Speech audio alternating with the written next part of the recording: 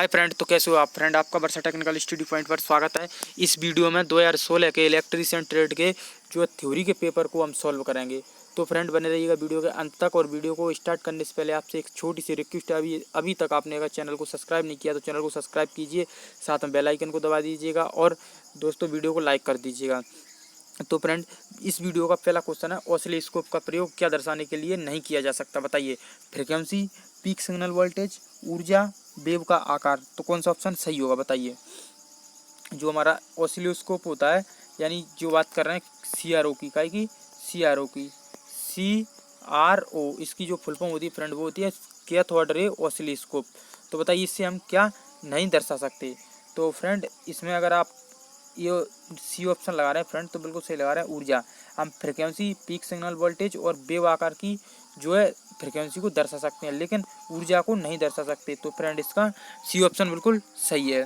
Next दूसरा question है friend, depletion mode MOSFET केवल पॉजिटिव गेट वोल्टेज पर काम कर सकता है, केवल नेगेटिव गेट वोल्टेज पर काम कर सकता है, ओमिक क्षेत्र में काम नहीं कर सकता, पॉजिटिव एवं नेगेटिव गेट वोल्टेज दोनों में काम कर सकता है। तो फ्रेंड बताइए। और फ्रेंड जो मॉसफेट की फुल फॉर्म होती है वो होती है metal oxide semiconductor field effect transistor. तो इसमें जो कौन सा ऑप्शन सही होगा। तो फ्रेंड अगर आप जो है इसका डी ऑप्शन लगा रहे हैं तो बिल्कुल सही लगा रहे हैं। क्या पॉजिटिव एवं नेगेटिव गेट वोल्टेज दोनों में काम कर सकता है। तो फ्रेंड नेक्स्ट तीसरा क्वेश्चन है, SCR क्या है बताइए। SCR क्या है। Unidirectional switch, by directional switch, 4 directional switch, इनमें से कोई नहीं। तो बताइए कौन सा ऑप्शन सही होगा। तो फ्रेंड अगर आप इसका जो है यूनिडायरेक्शनल स्विच लगा रहे हैं तो बिल्कुल सही लगा रहे हैं। SCR जो होता है SCR, इसकी जो फुल फॉर्म होती है वो होती है सिलिकॉन कंट्रोल रेक्टिफायर। तो ये जो क्या है यूनिडायरेक्शनल स्विच है एक। तो नेक्स्ट चौथा क्वेश्चन है, JFET का क्या अर्थ है बताइए। JFET की फुल फॉर्म पूछ रहे हैं, बताइए। जॉइंट फील्ड इफेक्ट ट्रांजिस्टर है, junction field effect transistor, junction function effect transistor, या इनमें से कोई नहीं। तो कौन सा ऑप्शन सही हो जाएगा बताइए। तो फ्रेंड अगर आप इसका बी ऑप्शन लगा रहे हैं तो बिल्कुल सही लगा रहे हैं। जंक्शन फील्ड इफेक्ट ट्रांजिस्टर इसकी क्या है फुल फॉर्म होती है काय की JFET की, ध्यान रखना। तो नेक्स्ट पांचवा क्वेश्चन है, IGBT के 3 सिरे के क्या क्या है बताइए। बेस है, एमीटर है, कलेक्टर है। बी ऑप्शन है गेट सोर्स ड्रेन, और सी ऑप्शन है गेट एमीटर और कलेक्टर, और डी ऑप्शन है बेस सोर्स और ड्रेन। तो कौन सा ऑप्शन सही हो जाएगा। तो फ्रेंड अगर आप इसके जो है फ्रेंड इसका जो इस क्वेश्चन का आंसर अगर आप सी लगा रहे हैं तो बिल्कुल सही लगा रहे हैं। क्या है गेट एमीटर और कलेक्टर, इसके जो क्या है सिरे होते हैं IGBT के सिरे एक बार और सुन लीजिएगा। क्या है गेट एमीटर कलेक्टर। तो फ्रेंड IGBT की जो फुल फॉर्म होती है IGBT insulated gate bipolar transistor, इसकी फुल फॉर्म होती है क्या होती है इंसुलेटेड गेट बाइपोलर ट्रांजिस्टर, ध्यान रखना। तो नेक्स्ट छठवा क्वेश्चन है, MOFET के लिए सिरे क्या क्या बताइए। Collector emitter base, drain source base, C option है drain source gate, collector emitter gate. तो कौन सा ऑप्शन सही होगा। तो फ्रेंड बताइए। और अगर फ्रेंड आप इसका जो बी ऑप्शन लगा रहे हैं तो बिल्कुल सही लगा रहे हैं। इसके जो होते हैं सिरे ड्रेन सोर्स और बेस होते हैं, ध्यान रखना। काहे कि MOFSF है T, यानी वही MOSFET metal oxide semiconductor field effect transistor, इसके सिरे पूछ रहे हैं। तो इसके सिरे होते हैं ड्रेन सोर्स और बेस। तो नेक्स्ट सातवां क्वेश्चन है, JFET है क्या बताइए। JFET एक करंट नियंत्रित उपकरण, इसका इनपुट रेजिस्टेंस कम होता है। सी ऑप्शन है एक वोल्टेज नियंत्रित उपकरण है, हमेशा फॉरवर्ड बायस होता है, बताइए। तो कौन सा ऑप्शन सही होगा। तो फ्रेंड जो JFET जो होता है वो एक वोल्टेज नियंत्रित उपकरण है, ध्यान रखना। कैसा एक वोल्टेज नियंत्रित उपकरण है। नेक्स्ट आठवां क्वेश्चन है फ्रेंड, उपरोक्त में से बाइपोलर डिवाइस क्या है बताइए। IGBT है, GTO है, का और खा दोनों है, इनमें से कोई नहीं। तो कौन सा ऑप्शन सही होगा। तो फ्रेंड अगर आप इसका जो है ये ऑप्शन लगा रहे हैं तो बिल्कुल सही लगा रहे हैं। IGBT एक कैसी डिवाइस है बाइपोलर डिवाइस है, ध्यान रखना। और IGBT की फुल फॉर्म हम बता चुके हैं आपको। IGBT की फुल फॉर्म एक बार और सुन लो, क्या है इंसुलेटेड गेट बाइपोलर ट्रांजिस्टर। तो नेक्स्ट नवा क्वेश्चन है, एंड गेट का आउटपुट लो खालिस्तान होगा कब होगा बताइए। पूरे समय में, यदि इनपुट लो हुआ तो, यदि इनपुट बहुत ज़्यादा होगा तब, यदि सारे इनपुट हाई हों तब। तो कौन सा ऑप्शन सही हो जाएगा बताइए फ्रेंड। तो अगर आप इसका बी ऑप्शन लगा रहे हैं तो बिल्कुल सही लगा रहे हैं। यदि इनपुट लो हो तो ध्यान रखना कब, जब यदि एंड गेट का आउटपुट लो जब होगा जब इसका इनपुट कैसा हो, लो हो तब। तो नेक्स्ट 10वां क्वेश्चन है, नॉर गेट का आउटपुट यदि 1 है तो उपरोक्त में से कौन सा इनपुट कॉम्बिनेशनल सही है बताइए। ये ऑप्शन है ए बराबर 1, बी बराबर 0, बी ऑप्शन है ए बराबर 0, बी बराबर 1, और सी ऑप्शन है ए बराबर 0 और बी बराबर 0, और डी ऑप्शन है इनमें से कोई नहीं। तो कौन सा ऑप्शन सही हो जाएगा। तो फ्रेंड अगर आप इसका सी ऑप्शन लगा रहे हैं तो बिल्कुल सही लगा रहे हैं, ए बराबर भी 0 और बी बराबर भी 0, ध्यान रखना। तो नेक्स्ट 11वां क्वेश्चन है कि 0 1 0 1 का दशमलव तुल्यमान क्या होगा बताइए। 5 6 7 8। तो कौन सा ऑप्शन सही हो जाएगा।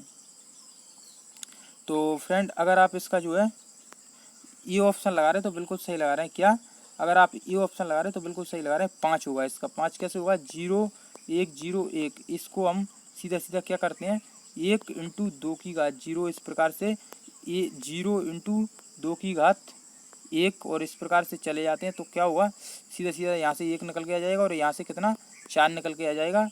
तो फ्रेंड ये पूरा कितना हो जाएगा, 5 हो जाएगा। तो इसका आंसर कैसे हो जाएगा, 5 हो जाएगा। एक बार और समझ लीजिएगा कैसे, कि ऐसे हमने लिया 0 1 0 1 और यहाँ पर लिया 1 × 2 की घात 0 बराबर क्या 1, और यहाँ पर फ्रेंड 0 × 2 की घात 1 तो बराबर 0, और फ्रेंड यहाँ पर हमने लिया 1 × 2 की घात कितनी 2।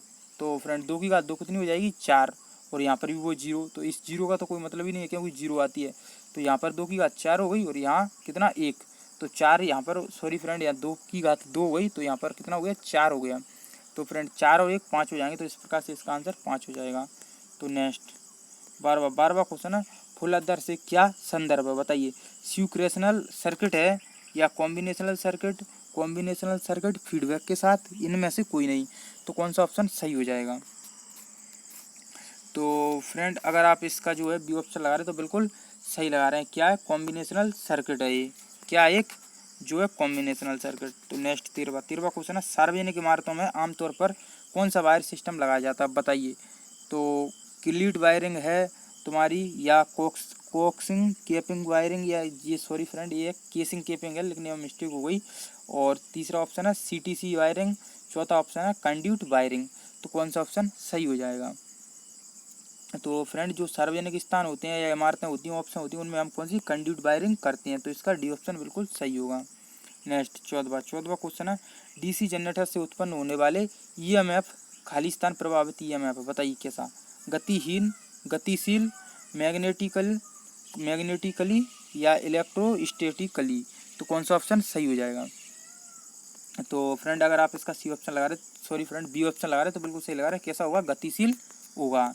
तो नेक्स्ट 15वां क्वेश्चन। फ्रेंड 15वां क्वेश्चन से पहले आपसे ये रिक्वेस्ट हो रहा है कि फ्रेंड अभी तक अगर आपने वीडियो को लाइक नहीं किया तो वीडियो को लाइक जरूर कर दें। तो फ्रेंड ये क्वेश्चन है, DC मोटर में आर्मेचर करंट की क्या दिशा होती है बताइए। भाई जो रेटेड EMF से होती है, बी ऑप्शन है रेटेड EMF के विपरीत होती है। यह आर्मेचर EMF की दिशा पर निर्भर नहीं करता, इनमें से कोई नहीं। तो कौन सा ऑप्शन सही होगा बताइए। तो फ्रेंड अगर आप इसका बी ऑप्शन लगा रहे हैं तो बिल्कुल सही लगा रहे हैं। जनरेट EMF के कैसी होती है, विपरीत होती है, जस्ट अपोजिट होती है। तो नेक्स्ट 16वां क्वेश्चन है, एक DC motor series electrical traction के लिए सबसे उपयुक्त है क्योंकि बताइए। इसके शुरुआत के समय उच्च बल विकसित होता है, बी ऑप्शन है यह बहुत तेज चलता है, यह ज़्यादा सस्ता है। तो कौन सा ऑप्शन सही होगा। तो फ्रेंड अगर आप ये ऑप्शन लगा रहे हैं इसका तो बिल्कुल सही लगा रहे हैं। इसका जो क्या शुरुआत के समय जो उच्च बल विकसित होता है, क्या होता है इसमें जो है शुरुआत में इसका स्टार्टिंग टॉर्क कैसा होता है, अच्छा होता है। तो फ्रेंड नेक्स्ट 17वां क्वेश्चन है, DC जनरेटर में प्रयोग होने वाले कम्यूटेटर का क्या अर्थ है बताइए। करंट का संचयन, घाटे को कम करना, कार्य क्षमता बढ़ाने के लिए, या डी ऑप्शन है AC आर्मेचर करंट को DC में बदलने के लिए। बताइए कौन सा ऑप्शन सही है। तो फ्रेंड देखिए हम आज छत पर वीडियो बना रहे हैं तो इस वजह से पक्षियों की आवाज़ आ रही है, तो तो इसके लिए फ्रेंड सॉरी। तो फ्रेंड इसका जो आप आंसर लगा रहे हो तो इसका जो आंसर हो जाएगा वो हो जाएगा डी। क्या हो जाएगा? डी। एसी आर्मेचर करंट को डीसी में बदलने के लिए हम काय का कम्यूटेटर का कार्य करते हैं। हमेशा ध्यान रखना क्या कि जो है हम डीसी जनरेटर में काय का कम्यूटेटर का कार्य काय के लिए करते हैं, एसी करंट को डीसी करंट में बदलने के लिए। तो ध्यान रखना इसके बारे में फ्रेंड। तो नेक्स्ट 18वां क्वेश्चन है, पीवीसी का अर्थ है क्या? बताइए।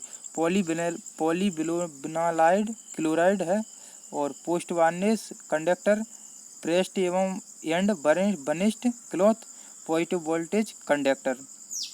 बताइए तो कौन सा ऑप्शन सही हो जाएगा? तो फ्रेंड अगर आप इसका जो है ये ऑप्शन लगा रहे हैं तो बिल्कुल सही लगा रहे हैं। पीवीसी की जो फुल फॉर्म होती है वो होती है पॉलीविनाइल क्लोराइड। क्या होती है? Polyvinyl chloride. ध्यान रखना फ्रेंड। तो नेक्स्ट 19वां क्वेश्चन है, डीसी मशीन का इंड्यूज ईएमएफ किसके समानुपाती होता है? बताइए। केवल फील्ड फ्लक्स के, आर्मेचर की गति से, कितने कंडक्टर हैं इनसे या इनमें से सभी से? तो कौन सा ऑप्शन सही हो जाएगा? तो बताइए फ्रेंड।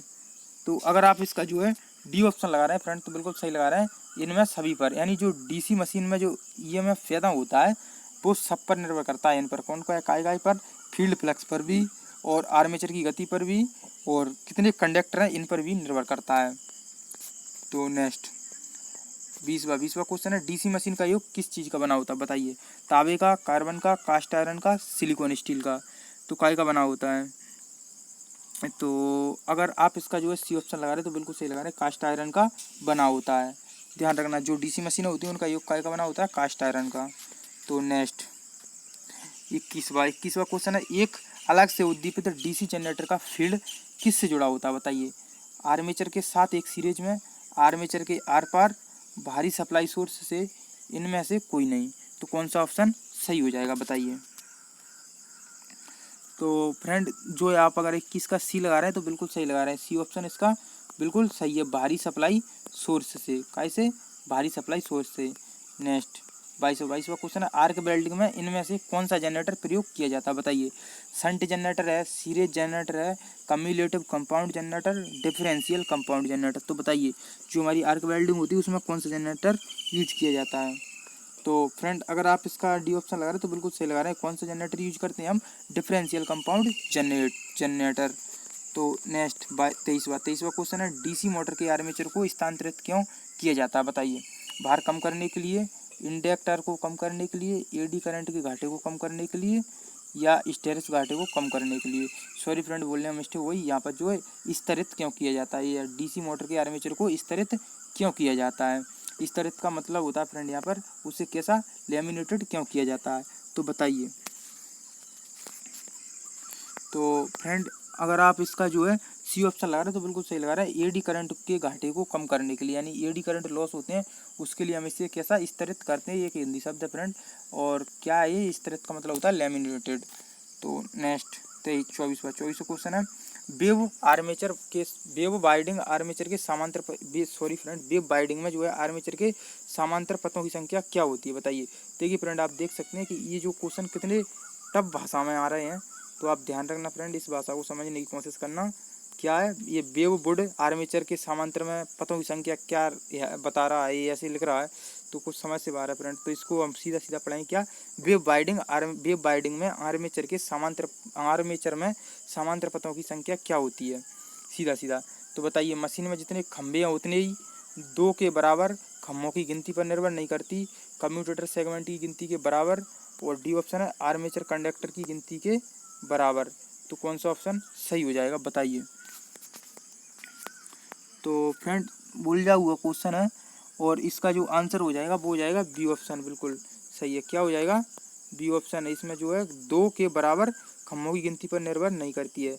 यानी फ्रेंड जो आर्मेचर में वेव वाइडिंग होती है उसमें जो है समांतर पथों की संख्या कितनी होती है? 2, और उसकी जो है पोलों पर निर्भर नहीं करती है। ये खम्मा लिख रहे हैं फ्रेंड, ये क्या पोल है? खम्मा क्या है? पोल।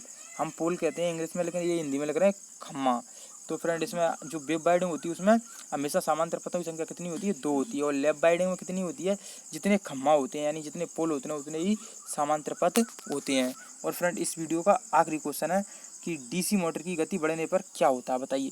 बैक ईएमएफ बढ़ जाता है किंतु लाइन करंट घट जाता है। बैक ईएमएफ घट जाता है किंतु लाइन करंट बढ़ जाता है। बैक ईएमएफ और लाइन करंट दोनों बढ़ जाते हैं। और डी ऑप्शन है बैक ईएमएफ और लाइन करंट दोनों घटते हैं। तो कौन सा ऑप्शन सही होगा? तो फ्रेंड अगर आप इसका जो ये ऑप्शन लगा रहे हैं तो बिल्कुल सही लगा रहे हैं। बैक ईएमएफ बढ़ जाता है किंतु लाइन करंट घट जाता है।